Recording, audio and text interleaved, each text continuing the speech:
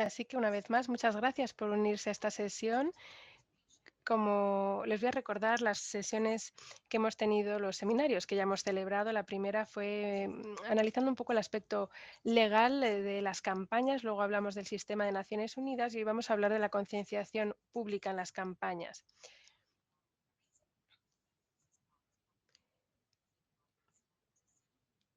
Y, por supuesto, estamos hablando de campañas por la objeción de conciencia al servicio militar y cómo esto se lleva a cabo en la práctica. Me gustaría decir brevemente que en nombre de la Oficina de los Cuáqueros de las Naciones Unidas hemos estado luchando por que se reconozca legalmente el derecho a la objeción de conciencia. Lo hemos hecho a través de las Naciones Unidas y llevamos 60 años haciéndolo.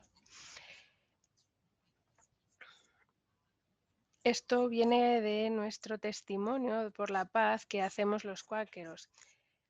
Estamos además en contra de cualquier tipo de persecución por la experiencia personal que conocemos los cuáqueros de esa persecución. La verdad es que no hay muchos cuáqueros en este momento en el mundo que estén siendo perseguidos, pero sí que es algo que forma parte de nuestra historia. Creemos sin duda en el derecho a poder objetarse al servicio militar de manera segura. Y creemos que es importante poder estar en contra del militarismo de una manera segura en general. Sí que es verdad que nuestra oficina no trabaja en un país en concreto, sino en todos los países en general. Sí que intentamos concienciar, también hacemos recomendaciones, hacemos publicaciones ante las Naciones Unidas para que entiendan cuál es el impacto que tienen las políticas y las medidas de Naciones Unidas sobre los objetores de conciencia si no se tiene en cuenta ese derecho que tienen. Nosotros sabemos que ustedes en distintos lugares del mundo sufren estas situaciones, esta falta de derechos y también estamos en contacto con diplomáticos en todo el mundo que conocen esa situación y saben lo que significa realmente la objeción y enfrentarse a la persecución por esa objeción de conciencia. Esperamos que esto cree un ciclo de apoyo que pueda apoyar, como decimos, a los objetores de conciencia y tal y como hablamos en el último seminario, intentamos apoyar a los objetores y también apoyar sus campañas. Eso es todo lo que quería decir yo. Ahora le cedo la palabra a Zaira de International Fellowship of Reconciliation para que les hable un poco más. Pues muchísimas gracias, Laurel. Gracias a todos los que están aquí presentes con nosotros en este seminario. Pues yo les voy a hablar en nombre de IFOR, la International Fellowship of Reconciliation, un movimiento por la paz que comenzó a través de un compromiso de no participar en la Primera Guerra Mundial en 1914. Nosotros creemos en la no violencia como un modo de vida y también en la reconciliación. Creemos también en la transformación política, económica y social. En este grupo contamos con unos 40 países y desde 1979 también tenemos representación ante las Naciones Unidas. La mayoría de los primeros miembros de nuestro grupo eran objetores de conciencia que a menudo habían sido perseguidos y encarcelados. Y desde entonces hemos estado contribuyendo a las campañas locales a favor del reconocimiento del derecho a la objeción de conciencia. Lo hacemos a través de la coordinación de esfuerzos a nivel local, regional y nacional y trabajamos conjuntamente con CUNO, la Oficina de los Cuáqueros de las Naciones Unidas y la IRG. Me gustaría también decir que IFOR en estos momentos está llevando a cabo un proyecto de objeción de conciencia que apoya los informes basados en países sobre la situación de los objetores de conciencia y que se envía o se presenta a distintas agencias de las Naciones Unidas. El tema de hoy, la concienciación pública, es importante porque se trata de un derecho humano. Los objetores de conciencia en todo el mundo siguen siendo perseguidos y encarcelados, y el servicio militar obligatorio, el reclutamiento, sigue existiendo en algunos lugares. Es importante la concienciación pública para poder utilizar herramientas de comunicación y técnicas para poder tratar y conseguir los objetivos que tenemos.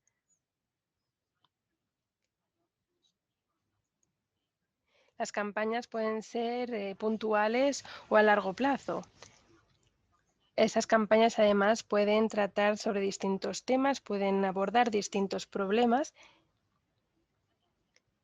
Y un elemento muy importante siempre en estas campañas es el de encontrar asociados y gente que nos apoye para poder enfrentarnos a esos desafíos. Hoy vamos a poder escuchar casos locales muy concretos que nos van a mostrar lo que es la concienciación pública y cómo podemos aumentarla y cómo podemos apoyarla. Así que muchas gracias a nuestros oradores de hoy y gracias a todos ustedes por participar en este seminario. Ahora me gustaría cederle la palabra a nuestros amigos de la IRG.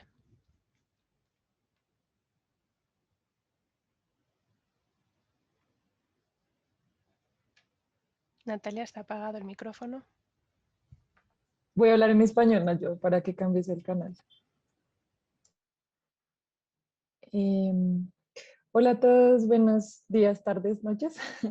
Yo les voy a hablar de cómo nosotros en la IRG vemos la objeción de conciencia. Yo y Semi trabajamos en el programa por el derecho a rechazar a matar, y en la IRG la campaña por la objeción de conciencia es una parte muy crucial de nuestro trabajo. De hecho, este mes celebramos nuestro centenario. El 23 de marzo se cumplieron 100 años. La IRG fue fundada por objetores de conciencia que se negaron a participar en la Primera Guerra Mundial, y desde entonces pues seguimos resistiendo a la guerra y sus causas. El rechazo o el rehusarse a matar y a formar parte de la guerra ha sido un componente crucial de lo que nosotros hacemos, y no es menos relevante hoy que hace 100 años. Nosotros adoptamos una definición amplia de la objeción de conciencia, por lo que incluimos a los objetores declarados, a los objetores totales, pero también a los desertores, a los remisos y a los refugiados que huyen del reclutamiento. También abordamos la objeción de conciencia desde una perspectiva de derechos humanos, pero también creemos que la objeción de conciencia es una estrategia no violenta de resistencia a la guerra y al militarismo. Em, Creemos también que el reclutamiento es una de las formas más visibles del militarismo, y por eso pensamos que la objeción de conciencia es un primer paso para desafiarla. Y normalmente los grupos y movimientos que empiezan a hacer campaña para el reconocimiento de la objeción de conciencia en sus países continúan desafiando el militarismo de muchas otras formas, como de pronto lo veremos hoy con nuestros oradores. No se trata de decir que la objeción de conciencia solo es relevante para los países en los que hay servicio militar obligatorio.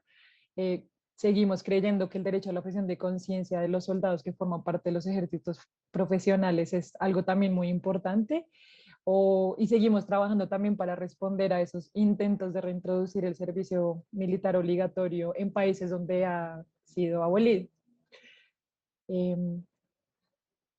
¿Semi?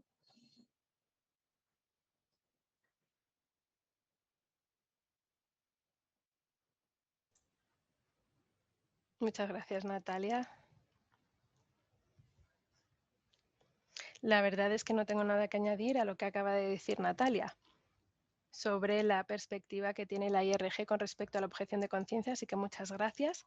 Ahora podemos pasar a escuchar la presentación de nuestro primer orador, Murat, que es de Chipre, y que nos va a hablar sobre las campañas que tienen una iniciativa por la objeción de conciencia en Chipre. Murat es un objetor de conciencia de Chipre, como he dicho, es activista y de iniciativa por la objeción de conciencia en Chipre. También es miembro de la Organización Europea de la Objeción de Conciencia. Declaró su objeción en base a razones ideológicas en 2009, y cada año se le invita a participar en el servicio alternativo en Chipre.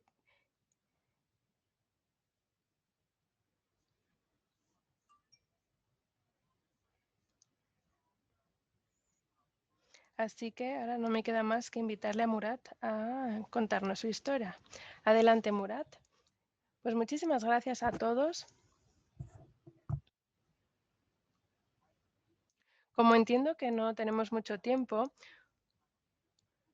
no voy a hablar sobre el tema de la situación actual en Chipre, tanto en la República de Chipre como en la parte norte de Chipre.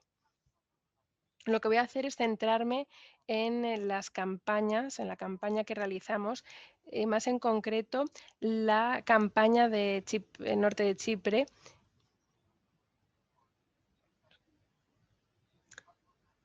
Existen varias iniciativas también en la República de Chipre, pero como digo, hoy me voy a centrar en las campañas de la parte norte de Chipre. Si tienen alguna pregunta, será un placer responderles a cualquier pregunta que puedan tener con respecto a la situación también en la República de Chipre o de las campañas que allí se realizan, pero como digo, voy a hablar sobre todo sobre lo que está ocurriendo en la parte norte, donde hay muchos prisioneros por ser objetores de conciencia, sobre todo en los años, desde los finales de los años 90 hasta el 2014.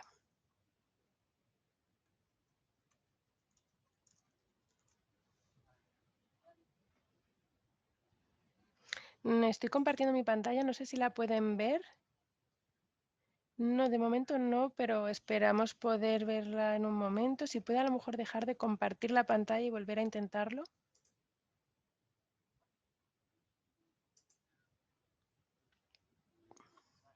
A ver, lo voy a volver a intentar.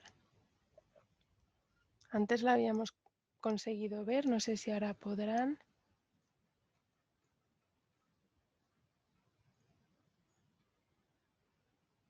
¿Estás utilizando la aplicación que te permite compartir? A lo mejor es porque lo tienes en pantalla completa.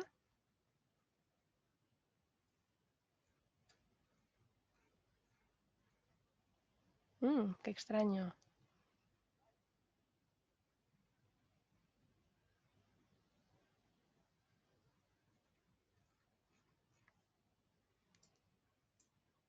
Sí, ahora sí, perfecto, ahora sí que lo vemos.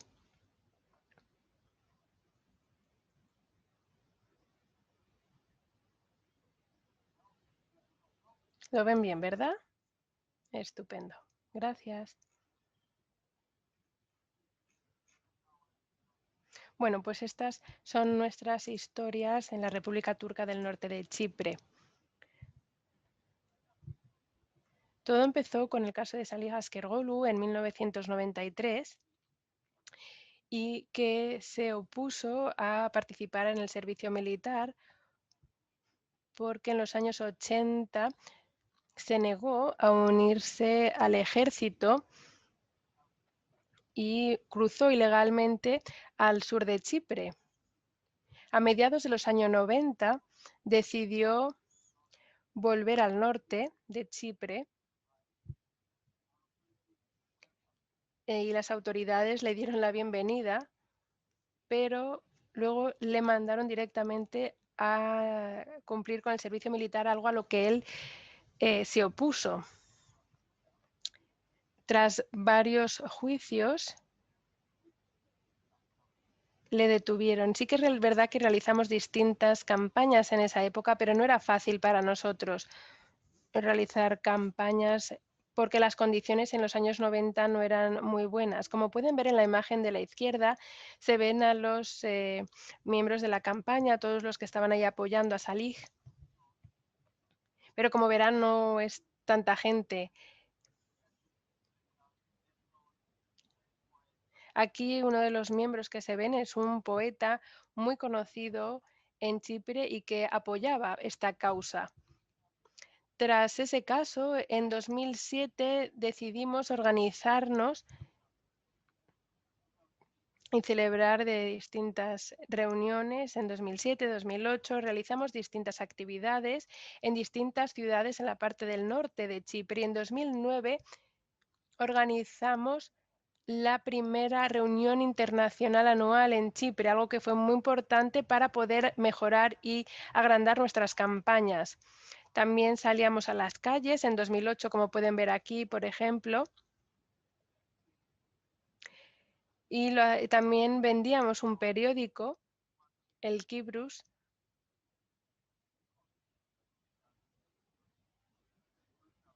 Este fue un momento muy importante para nosotros y un buen punto de partida. Yo también luego me rechacé unirme al servicio alternativo, como pueden ver aquí, y por ello fui juzgado en un tribunal militar. Durante ese mismo periodo recibimos apoyo del EPCOT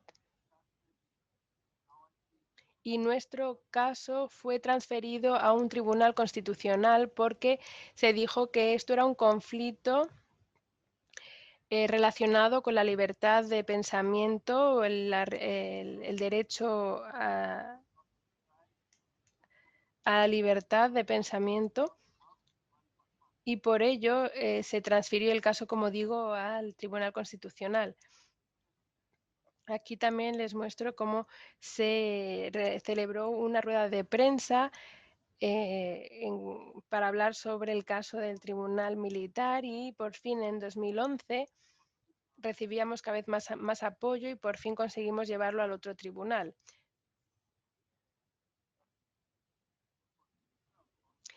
En el Tribunal Constitucional se dictó sentencia que dijeron que sí que es verdad que la objeción de conciencia es un derecho humano, pero el servicio militar está en la Constitución de nuestro país y por ello no se puede decir que sea un conflicto relacionado con los derechos. Y por ello el Parlamento debía decidir sobre este tema. El 25 de febrero de 2011, el Tribunal Militar me sentenció a 10 días de prisión. Hicimos también una conferencia de prensa en ese caso para hablar sobre esa sentencia y me detuvieron, como pueden ver en el vídeo.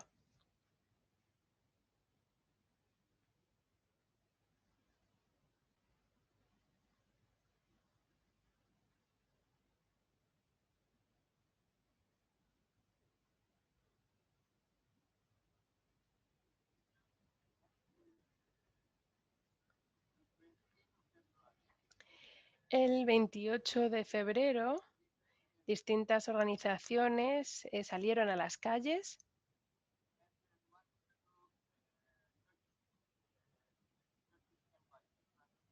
y salieron y pararon delante de la embajada turca para protestar.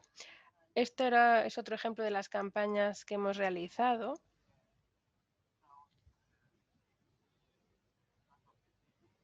También vinieron muchos delante de la campaña y comenzó una campaña de 10 días que transcurrió en todo Chipre. Se realizaron conciertos, fotografías. Hubo distintas acciones de solidaridad en Turquía, en Estambul, en Ankara también, en El Cairo, en Atenas. Se organizaron distintos eventos, como ven.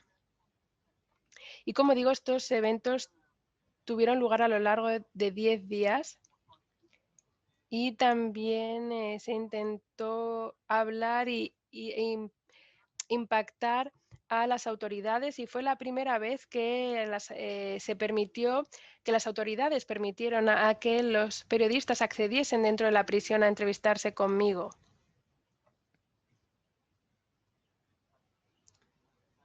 Si tuviese tiempo les explicaría más ese caso porque fue, la verdad, muy interesante. En principio, tras los 10 días de prisión, me tenían que liberar a las 10 de la mañana, pero en realidad me liberaron a las 8 porque tenían la presión de los medios.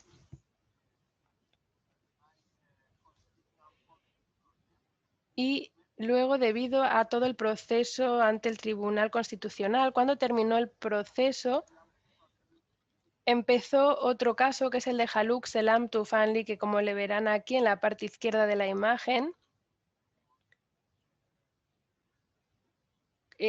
también fue llevado a prisión. Esto ocurrió el 4 de diciembre de 2014. En el caso de Haluk, la policía también se sentía incómoda a la hora de detener a nuestro compañero, sobre todo por la presencia de los medios, y decidieron llevarlo a una prisión saliendo desde el tribunal militar. Pero como sentían tanta presión, como pueden ver, le dejaron mostrar sus sentimientos y, como verán, había mucha más prensa esperando y pendiente de este caso, como pueden ver en estas imágenes. Estas imágenes también son del día en que Haluk fue detenido. Esto es antes de su detención. Como le pueden ver, está ahí con una de las pancartas. Y estas son imágenes del día en que le detuvieron para que entrase en prisión. Y estas son las imágenes que ven aquí, son sobre el día a día de Haluk. También hubo acciones de solidaridad en toda Europa, en Estambul, en Ankara, en Atenas. También, como digo, hubo muchos eventos de solidaridad en todo el mundo y por la noche volvimos a la prisión. Es como una tradición casi. Y esta vez, en la imagen de arriba a la derecha, ven a la madre de Haluk. Esto es muy importante porque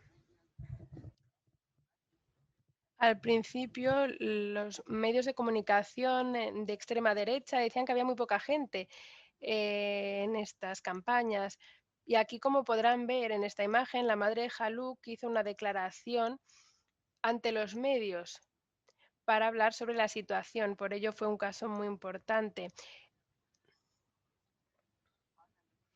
El Tribunal Constitucional y el Parlamento no reaccionaron y por ello hicimos también una acción dentro del Parlamento y hicimos algo también parecido en Nicosia, tanto de día como de noche. Aquí, como verán, también aparece la noticia en la portada de muchos periódicos. En la portada de muchos periódicos se habló sobre su caso. Y, por supuesto, en la mayoría de los periódicos alternativos se hablaba sobre la sentencia.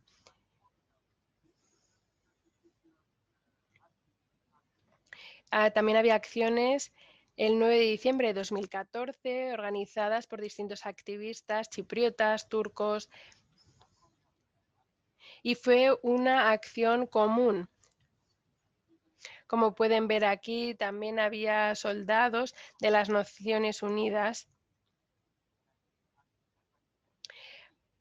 Y aunque, como se trataba de una acción antimilitarista, pues también estábamos en realidad protestando en contra de la presencia de esos soldados. Aquí, como podrán ver, ahí están haciéndole una entrevista. Sí que es verdad que se puede realizar entrevistas a los encarcelados, lo que pasa que se tiene que pedir permiso al Ministerio de Interior, etcétera, pero en este caso los periodistas pudieron acceder una vez más a la prisión, entrevistaron a Haluk y escribieron un artículo de una página. Luego, el 12 de diciembre de 2014, liberaron a Haluk. Ahora, volviendo a 2013, les muestro cómo seguían llamándonos a participar en el servicio alternativo. Y nosotros nos oponíamos y siempre nos llamaban al tribunal militar. En cada caso, un objetor distinto declaraba su objeción y siempre nos llevaban a el tribunal, siempre había personas mostrándonos su apoyo, etc. En 2015, Herman Dolmachi también anunció su objeción de conciencia. Esto es importante porque este era otro potencial prisionero. En ese mismo año, Herman concedió una entrevista al periódico británico The Guardian, hablando sobre su caso. Herman es muy activo en Chipre y su caso es muy interesante porque además es un activista de los derechos de las comunidades LGTBI. En julio de 2015, el tribunal, la Corte Penal Internacional de Derechos Humanos aceptó mi caso y este es un comité en el que pudimos hablar sobre el caso y exigiendo que el Parlamento debía hacer algo. Nos escucharon, este es el comité de las solicitudes y nos escucharon. Luego accedimos por segunda vez al Tribunal Constitucional y este es un caso que quedó pendiente porque el Parlamento no hizo nada, el Tribunal Militar también acabó con todos los procedimientos, todos los procesos y no llegaron a ninguna conclusión. Y aquí estamos en el caso de Jalil Karabashailos.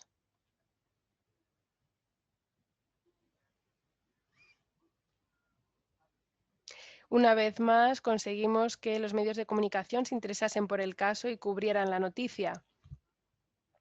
Luego, en enero de 2019, el Tribunal Militar tomó una decisión, por fin, sobre el caso de Jalil.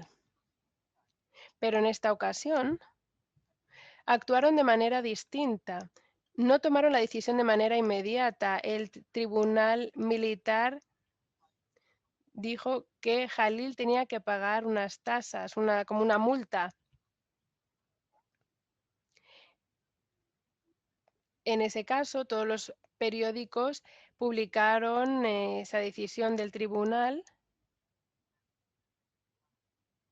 y también pusieron la noticia en la portada de sus periódicos.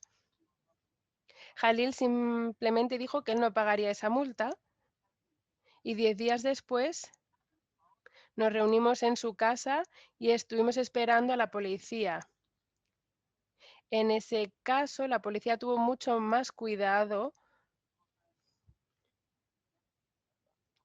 porque lo que no querían es dar una mala imagen, podemos decir entre comillas, de la situación. Y una vez más, los periódicos publicaron la noticia en su portada. Esto es el caso de la detención de Jalil. Una vez más, también pudimos observar toda la solidaridad y las acciones de solidaridad que tuvieron lugar en toda Europa, tanto aquí a las afueras de la prisión, para ver las primeras reacciones.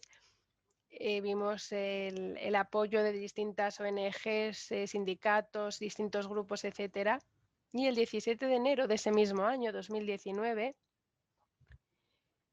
se apeló la decisión, se recurrió esa decisión y volvieron a llevar a Jalil al tribunal militar para ese recurso. En ese caso se tomó una decisión y se sentenció que 3 días habían sido suficiente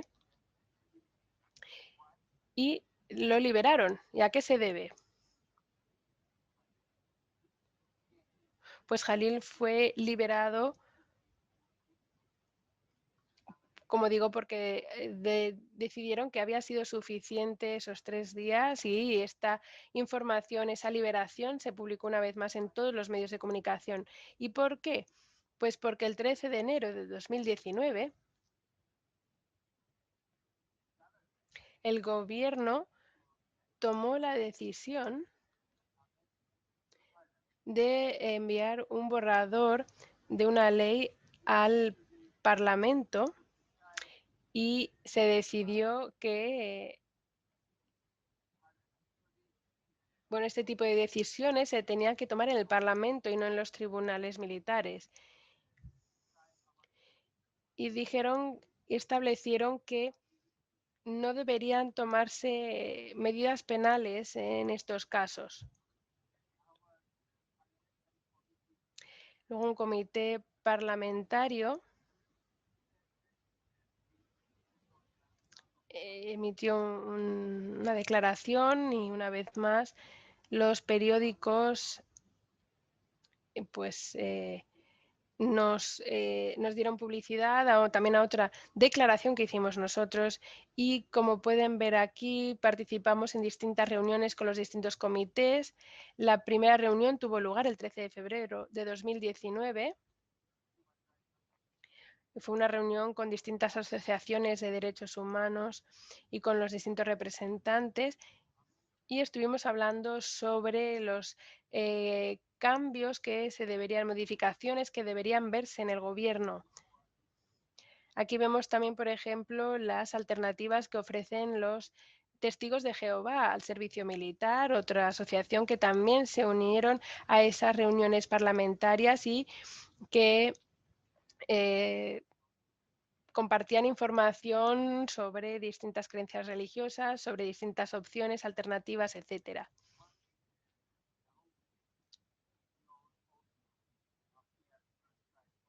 Es la primera vez que los objetores de conciencia de testigos de Jehová aparecían y participaban en una reunión de este tipo, en un tipo de comité.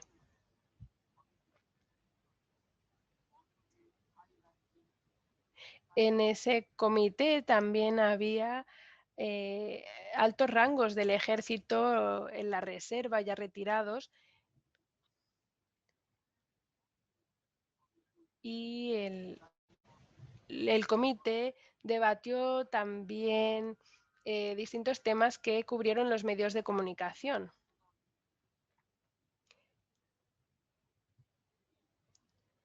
En 2019, una vez más, los medios de comunicación cubrieron nuestras noticias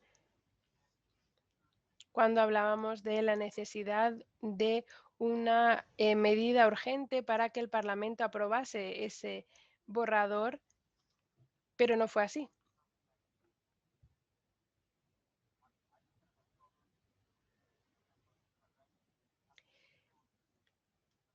Y en 2019 el Tribunal o la Corte de Derechos Humanos de la Unión Europea también aprobó el caso, la solicitud de Jalil, así que se fue un buen año.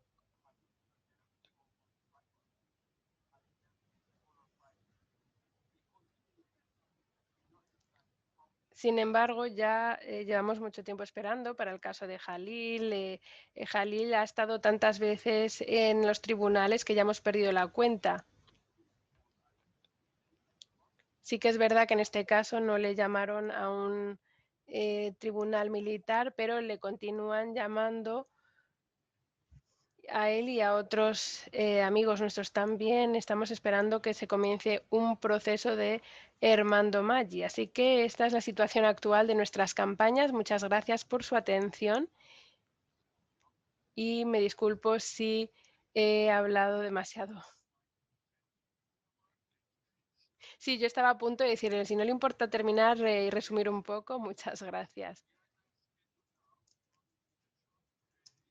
Solemos tener una oportunidad para hacer preguntas tras las presentaciones, pero como vamos un poco mal de tiempo, voy a permitir una pregunta para pasar luego a la siguiente presentación y luego sí que tendremos oportunidad de hacer más preguntas al final. Hemos recibido 2 preguntas, pero voy a leer solamente una, que dice así: ¿cree usted que la isla de Chipre se va a unir en algún momento sin el uso de fuerzas militares? Entiendo que la pregunta se refiere a si, o sea, se entiende como que la isla sí que estaría unida a través de las fuerzas militares, pero entonces creo que va a ser una pregunta difícil de responder brevemente, pero sí que me gustaría hacer una pregunta más relacionada con la presentación y inspirada por esa pregunta. ¿Cree que a lo mejor la objeción de conciencia y todas las actividades y campañas de los activistas por la paz puede unir a la isla?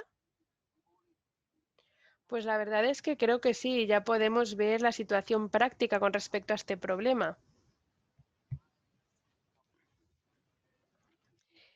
En estas campañas hemos visto a los chipriotas hablar sobre estos problemas y sobre todo sobre el tema de la reserva militar, del servicio alternativo. Y ahora en la República de Chipre, en ese lado, digamos, la situación no es perfecta, pero sí que está desarrollándose un proceso que está afectando directamente a otros servicios. Así que ya estamos trabajando en ello y la verdad es que estamos deseando poder unir a nuestro país. Creo que no necesitamos para ello el militarismo. Y sí que es verdad que ahora lo que están haciendo es invitar a más y más ejércitos, etcétera, pero nosotros creemos que podemos conseguirlo sin el militarismo. Lo que estamos haciendo nosotros es invitar a más y más personas a que se unan a nosotros y necesitamos su solidaridad para poder conseguirlo. Muchas gracias. Pues muchas gracias, Murat, por esa respuesta. Como les digo, podrán hacer más preguntas al final de las 3 presentaciones. Ahora vamos a dar paso al siguiente orador, que es Esa Noresubo de Finlandia. Forma parte de IKEA y que además es coordinador de organización de la Unión de Objetores de Conciencia de Finlandia y también es secretario en la Oficina Europea de la Objeción de Conciencia. Además tiene experiencia tanto en activismo de base y también a nivel más institucional. Además, lleva 6 años en el movimiento de objeción de conciencia. Pues Esa, adelante, tiene usted la palabra. Muchas gracias. Hola a todos y a todas.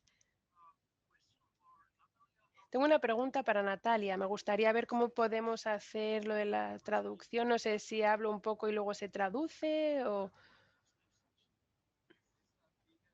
No, esa, no se preocupe porque tenemos interpretación simultánea, así que si usted va hablando, le irán interpretando de manera simultánea según va hablando. Así que nada, simplemente seleccione el canal de inglés en el botón de interpretación en la parte baja de la pantalla y automáticamente le irán interpretando al español. Muy bien, pues les voy a contar un poco cómo han sido las campañas a favor de la objeción de conciencia en Finlandia. Les voy a hablar de en lo que nos estamos centrando en este momento y también un poco de la historia de estas campañas. Tenemos una historia bastante larga de objeción de conciencia.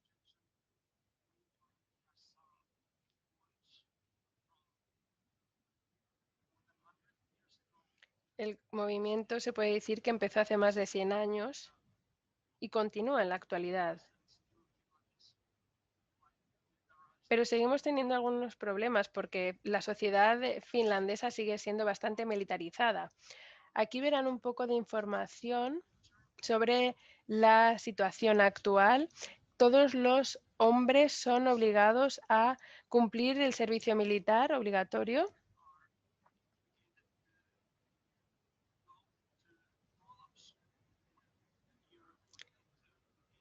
tienen que cumplir con este servicio en cuanto cumplen 18 años y puede durar entre 6, 9 o 11,5 meses. Aquellos que tienen convicciones en contra del servicio militar obligatorio pueden solicitar participar en el servicio no militar, el servicio alternativo que dura 11,5 meses. Este es un sistema criticado por las Naciones Unidas y del Comité de Derechos Humanos, debido sobre todo a la duración del servicio alternativo comparado con el servicio militar. Y también se critica a Finlandia porque también encarcela a los objetores de conciencia que rechazan unirse al ejército o al servicio alternativo. Un poco más tarde les hablaré un poco más sobre estos objetores de conciencia que rechazan ambos servicios.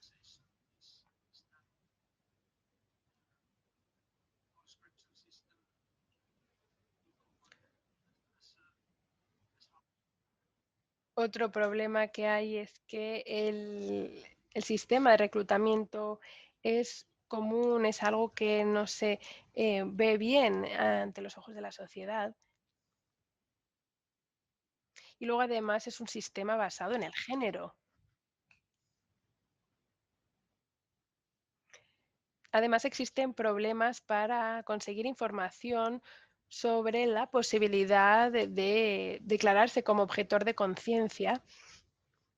Y también hay múltiples problemas a la hora de solicitar acceso a ese servicio alternativo o declararse objetores de conciencia. En la siguiente diapositiva les muestro una línea de tiempo sobre los derechos de los objetores de conciencia, algunos de los cambios más importantes que se han observado con respecto a esos derechos de los objetores en Finlandia.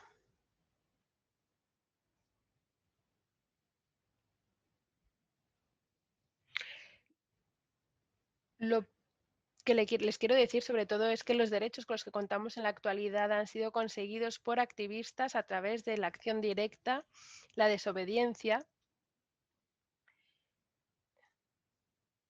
El activismo ha sido local, pero también ha sido internacional. Por ejemplo, ha habido campañas de solidaridad y también las normas, la regulación internacional ha afectado a la situación de los objetores y de las campañas en Finlandia. Si podemos volver rápidamente a la diapositiva anterior, pueden ver cómo en 1931 Finlandia emitió su primera ley de servicio no militar. Y les muestro aquí también algunas de las tácticas utilizadas para conseguir esa primera ley.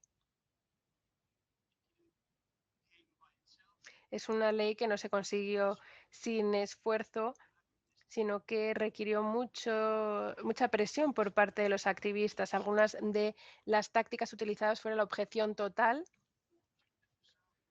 Las personas que rechazaban unirse al ejército en esos momentos tenían que ir a prisiones militares, pero también realizaron huelgas de hambre, realizaron distintas campañas y se realizaron actividades de solidaridad internacionales, con el apoyo, por ejemplo, de la IRG.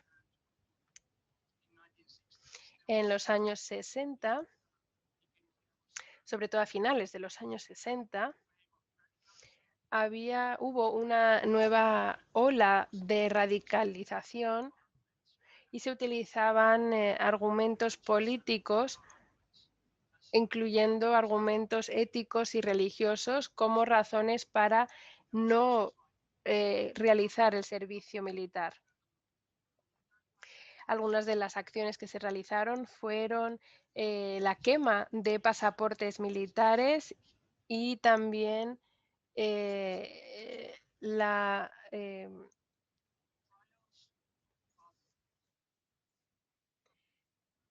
promover o el fomentar distintos juicios de los objetores de conciencia. Al final lo que se consiguió fue una amnistía general del presidente para todos los objetores. En 1987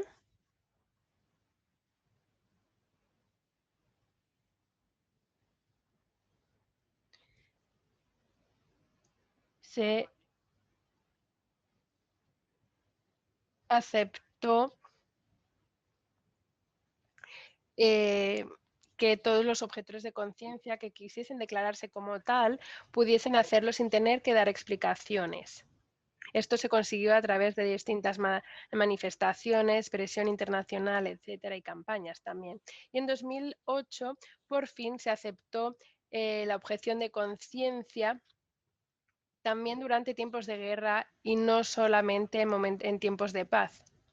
Además, se acortó la duración del servicio no militar y se crearon nuevos lugares en los que se podían cumplir con el servicio alternativo. Esto se consiguió a través de distintas huelgas en los distintos años que les muestro aquí. En ocasiones también hubo huelgas de hambre, hubo invasiones a distintos lugares, como pueden ser cuarteles. También hubo campañas de exilio público, manifestaciones. También se mostraron distintos objetores de conciencia en las páginas principales de distintos periódicos, por ejemplo, en el caso de algunos objetores que había en Bélgica a principios de los años 2000. Como digo, hubo manifestaciones, se ejerció mucha presión y se exigió también que hubiese miembros no militares en los comités que decidían o los tribunales para el servicio alternativo. En la siguiente diapositiva van a ver ejemplos de algunas de las acciones que se han realizado en el pasado. A la izquierda ven una huelga que tuvo lugar a principios de los años 2000 y a la derecha ven una imagen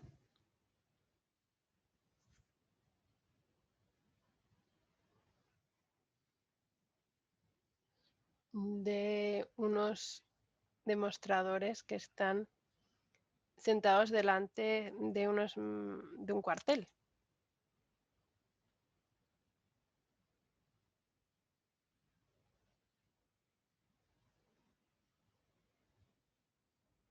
Ahora me gustaría hablarles más concretamente sobre dos campañas o dos maneras en las que hemos conseguido aumentar la concienciación pública por la objeción de conciencia.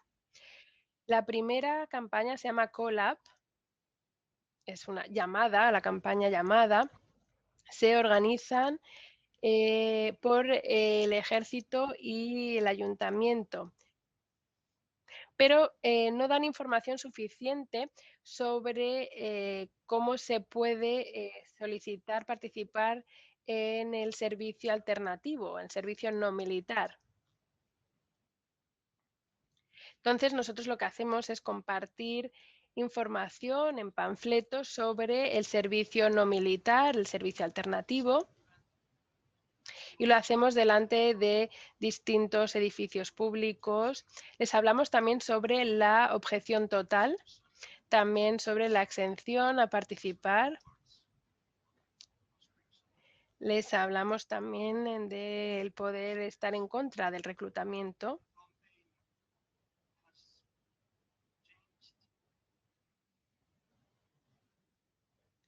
Es verdad que últimamente las campañas han pasado a ser más en línea para poder llegar a través de los medios de las redes sociales a esas personas, a esos chicos jóvenes que son los que son el objetivo del reclutamiento.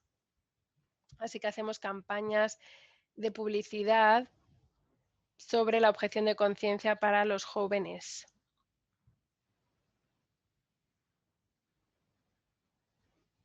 Y creo que muchos de estos jóvenes no conseguirían esta información si no fuese gracias a los esfuerzos que realizamos. En la siguiente diapositiva verán información sobre esta campaña. Esta es la campaña que hicimos en el otoño pasado durante la COVID. Como pueden ver, lo que hacíamos era repartir estos panfletos a aquellas personas que llegaban para ser reclutadas. En la siguiente diapositiva verán que a veces también hacemos acciones un poco más llamativas, pero he de decir que incluso estas actividades que les muestro, estas acciones que mostramos aquí en las imágenes, no tienen un efecto demasiado positivo, porque aquellos que son reclutados suelen tener un poco de miedo con lo que respecto a lo que ven, lo que está ocurriendo, y no suelen aceptar coger panfletos si ven este tipo de acción. Así que creemos que este tipo de acción son mejores en otros casos, por lo menos esa es mi opinión personal.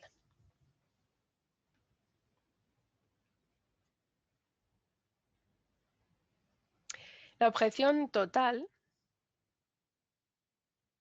es otra manera de concienciar al público en contra del militarismo. Los objetores totales se oponen a cumplir el servicio militar y el servicio alternativo. Además, suelen desobedecer cualquier tipo de sistema de reclutamiento. A menudo se enfrentan a una condena de cárcel de 173 días como mucho. Esta condena la pueden cumplir en prisión o en detenciones en sus hogares. AKO está ayudando a muchos de estos objetores totales. Ayudamos a escribir sus declaraciones, publicamos sus declaraciones en los medios. También realizamos campañas de solidaridad internacional conjuntamente con la IRG, pero de momento no hemos podido hacer ningún tipo de presentar ningún recurso al Tribunal de Derechos Humanos. Es algo que esperamos poder hacer en algún momento. Si hay algún objetor total que esté dispuesto a hacerlo, queremos poder hacerlo porque ahora contamos con mejores redes internacionales de objetores de conciencia y tal vez en este momento podamos recibir más ayuda para poder ser más eficaces y hacer un recurso mucho más eficaz, como digo, ante el Tribunal de Derechos Humanos. La objeción total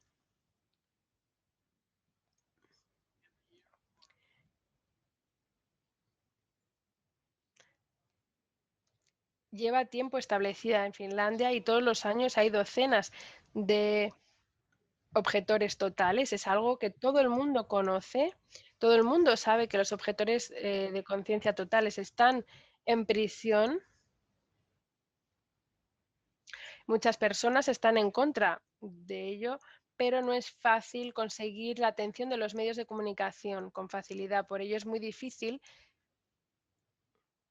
conseguir que los principales medios de comunicación y los canales de noticias le den, cubran este tipo de noticias.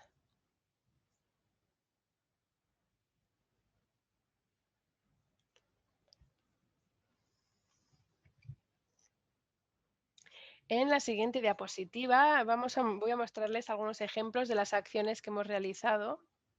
En la imagen de la izquierda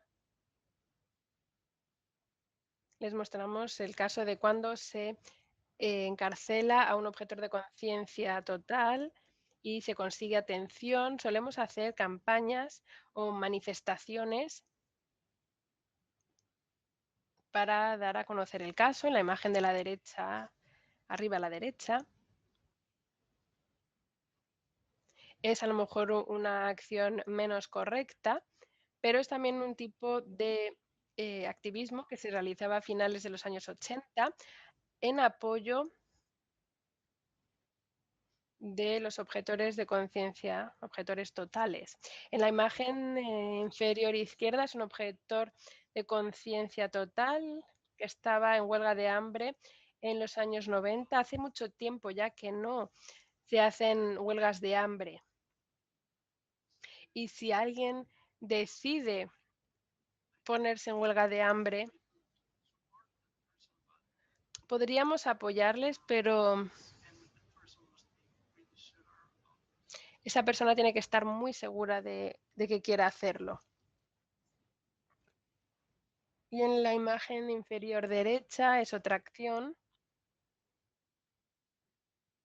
en la que hicimos una actuación y compartíamos información sobre temas de derechos humanos en Finlandia y sobre el sistema finlandés con respecto a los derechos humanos. También hablamos sobre la objeción de conciencia y creo que lo más importante es que la información que compartimos en nuestra página web, y también contamos con asesores personales,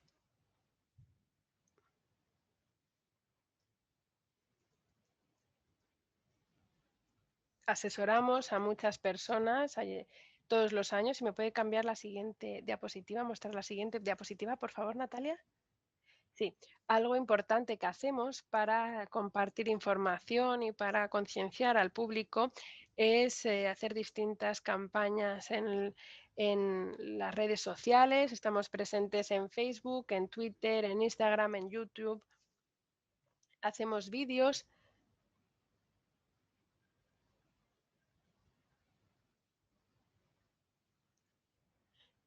También en distintos festivales de música montamos tiendas como la que ven en la imagen. Intentamos de atraer a los jóvenes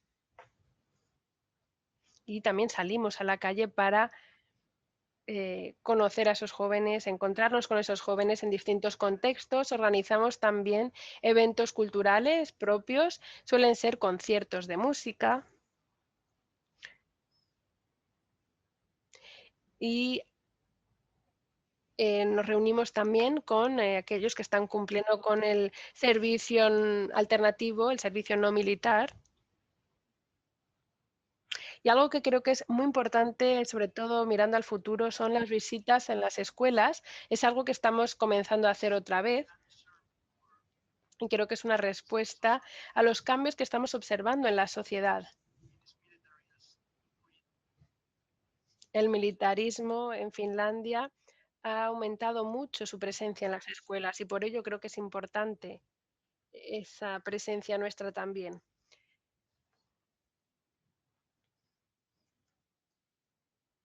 También estamos ejerciendo mucha presión para que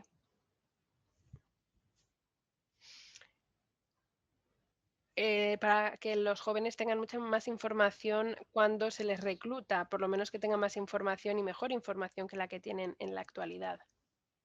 Pues muchas gracias, Esa. Es una presentación con mucha información.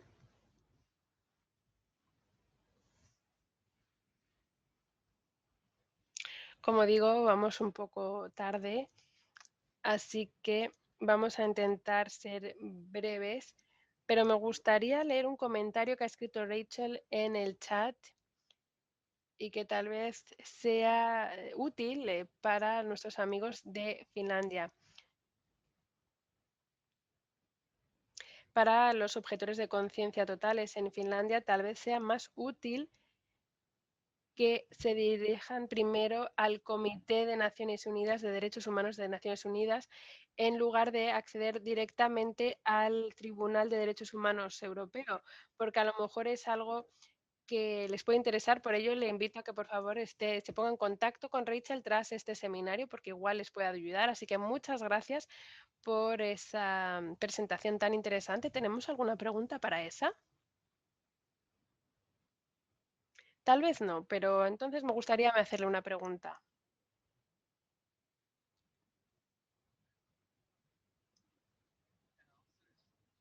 Si me puedes responder con una pregunta breve, aunque tal vez mi pregunta sea complicada. Ha estado hablando sobre las redes sociales, algo que es muy importante, sobre todo para la concienciación pública, para llegar a los más jóvenes.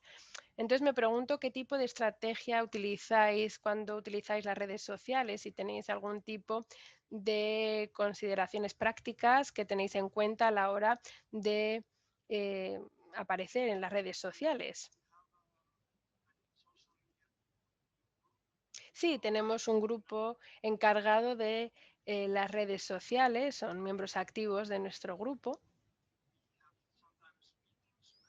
Y lo que hacemos es celebrar reuniones en las que hablamos sobre las estrategias que queremos seguir.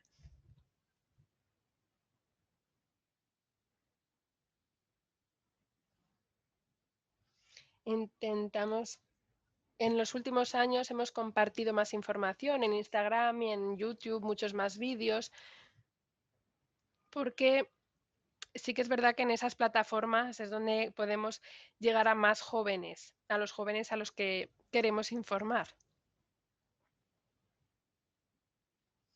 El próximo verano volveremos a reunirnos, volveremos a debatir las estrategias y tal vez encontremos nuevas tácticas o nuevas plataformas en las que podamos estar presentes para compartir nuestra información. En Instagram compartimos información a través del humor, es información más liviana, digamos, no hay tanto texto. Luego en Facebook sí que compartimos información más oficial, por decirlo de algún modo.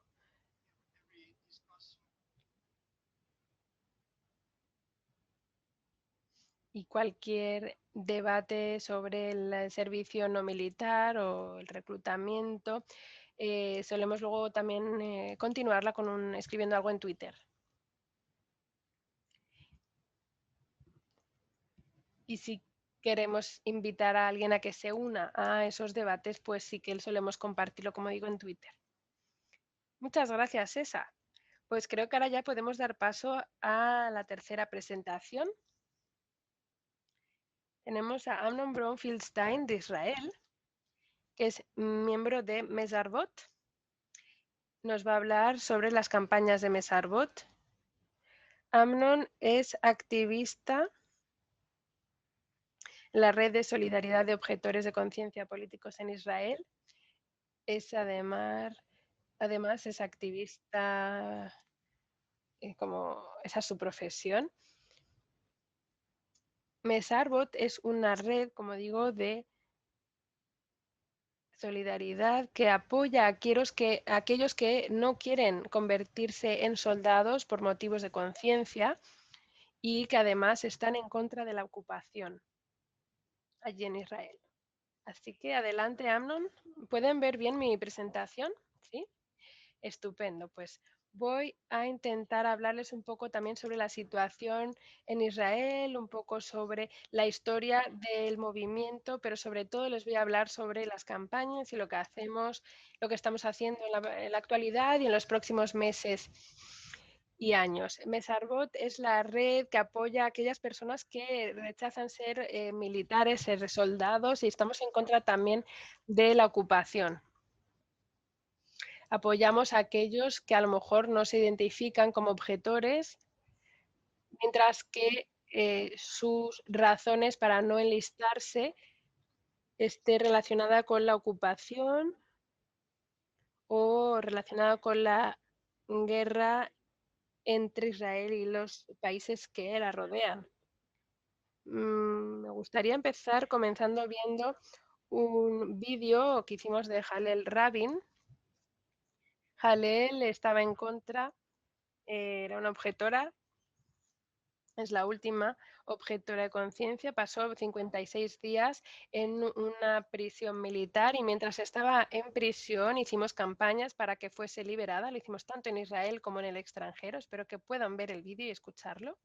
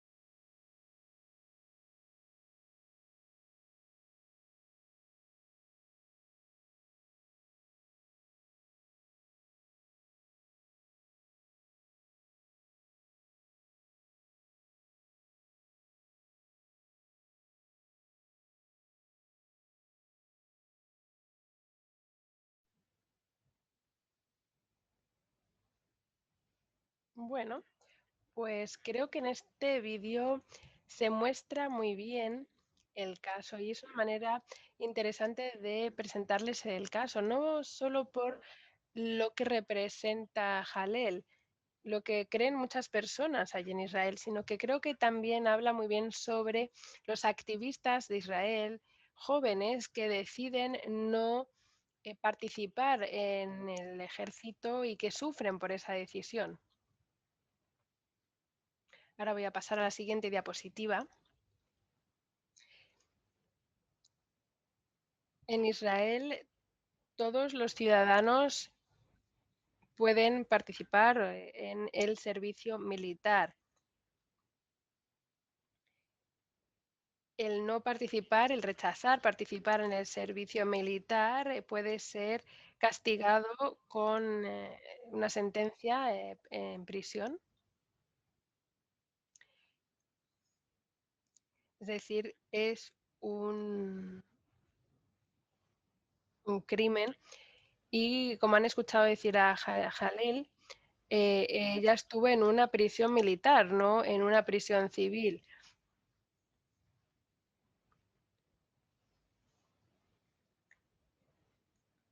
Esto ocurre en muchas familias. Hay personas que en ocasiones, perdón, que sale el vídeo, que sienten presión en sus familias, de sus primos, de sus padres. Hay muchos israelíes que deciden no participar en el ejército, pero esto les supone un problema porque la sociedad israelí está muy militarizada. Les voy a mostrar aquí algunos ejemplos. Aquí, por ejemplo, ven una marcha militar de las eh, mujeres en el ejército. No sé si lo sabrán, pero en el ejército israelí tienen incluso un grupo encargado de las redes sociales, son grupos, equipos de 60 o 70, 80 personas que ofrecen a los jóvenes convertirse en soldados y entonces promueven el ejército, el participar activamente con el ejército y ahí así van consiguiendo más y más seguidores.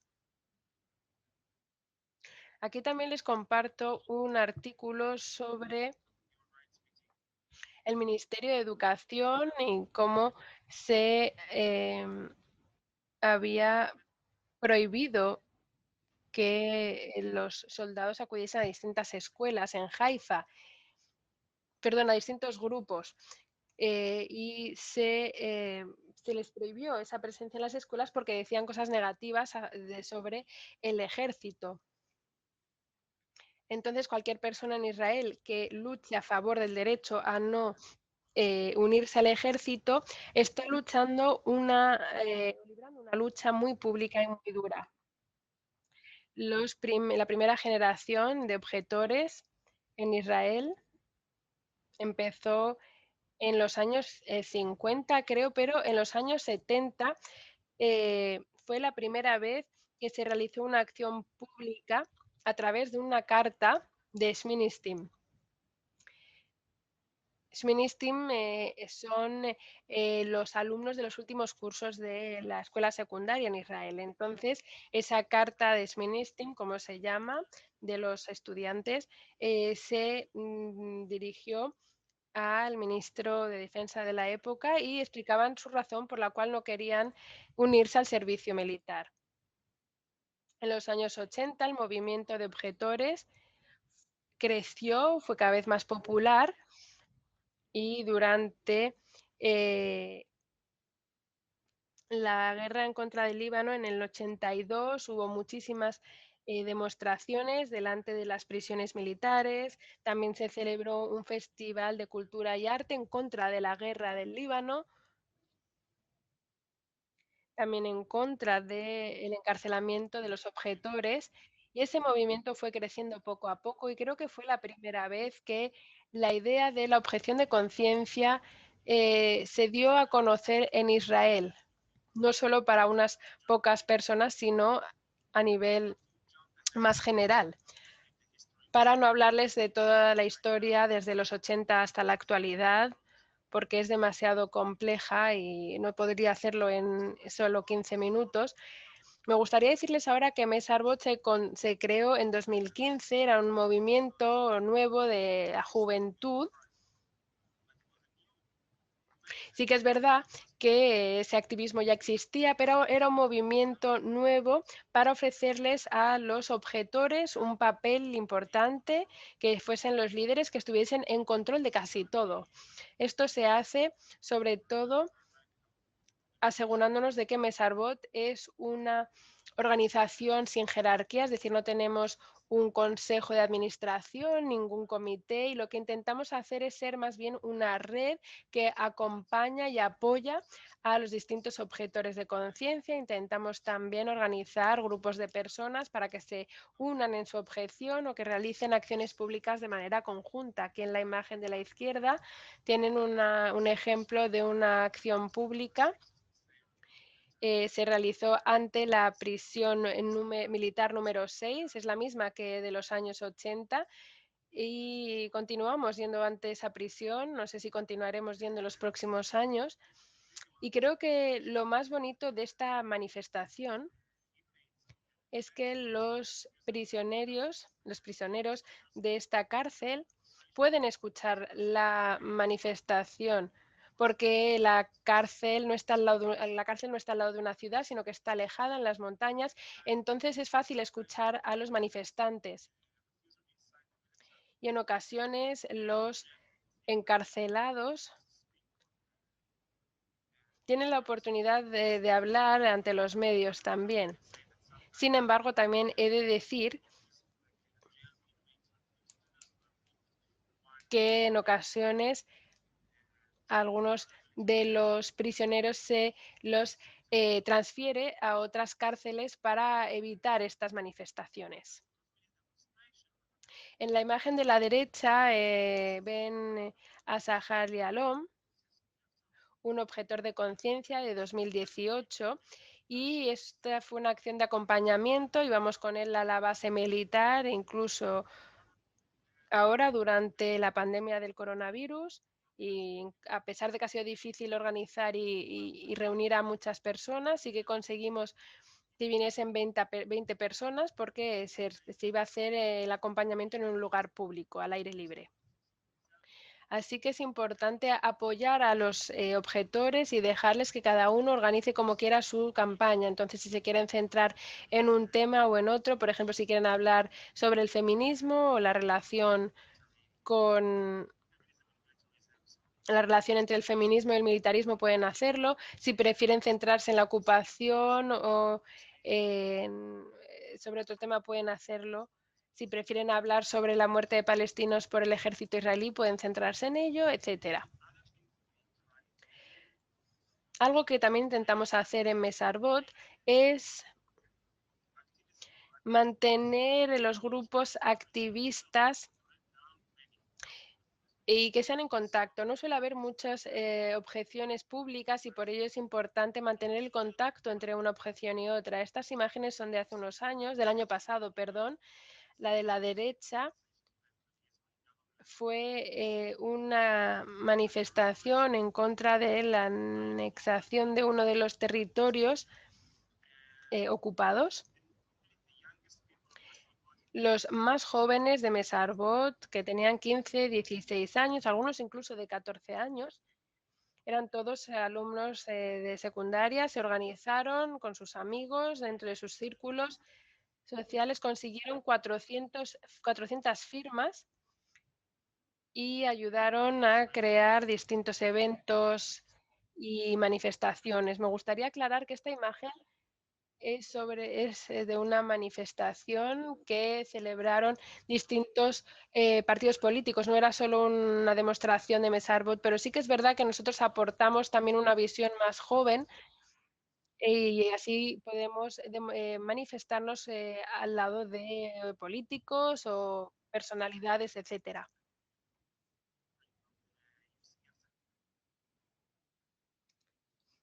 Ese grupo de los jóvenes en contra de la acción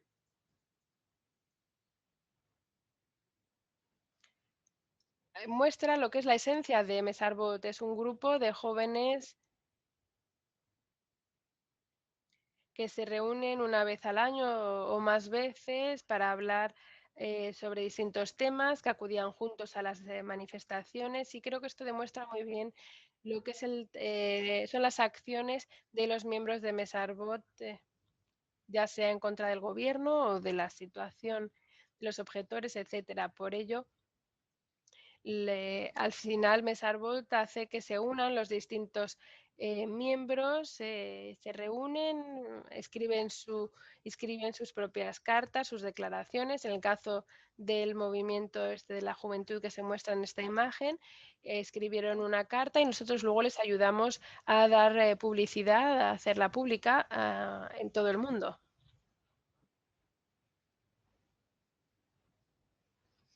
De eso se trata Mesarbot. Intentamos no forzar nuestras o imponer nuestras propias acciones, sino que intentamos unirnos, conocer nuevos grupos, nuevas personas y permitirles que se unan a nosotros y luego ayudarles con sus acciones, con sus luchas, con sus acciones en contra del servicio militar. Y por último, me gustaría hablar sobre nuestra campaña de solidaridad internacional. Es una campaña continua. Yo soy el coordinador de solidaridad internacional